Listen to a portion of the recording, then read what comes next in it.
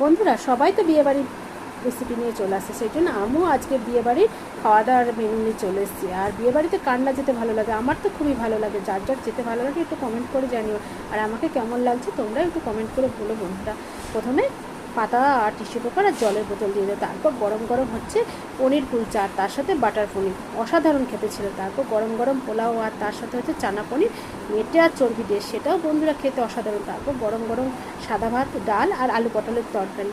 তারপরে হচ্ছে গরম গরম খাসির মাংস চলে আসলো। মাংসগুলো যা সুন্দর সেদ্ধ হয়েছিল হাত দিয়ে, তা আর প্রচুর গরম ছিল বন্ধুরা, আমি তা ছিঁড়তেই পারছিলাম না। তারপরে একটু ঠান্ডা করার পর তারপরে আমি মেরে দিলাম সাটিয়ে একদম। তারপরে হচ্ছে 3 রকমের মিষ্টি, একটা হচ্ছে কালাকাঁদ, রসগোল্লা আর হচ্ছে ক্ষীর চমচম, দারুণ খেতে মিষ্টিগুলো। তারপর আইসক্রিম আর হজমোলা দিয়ে দিল। এবার চলো আইসক্রিম আর হজমোলাটা খেতে খেতে বাড়ি যাওয়া যাক বন্ধুরা।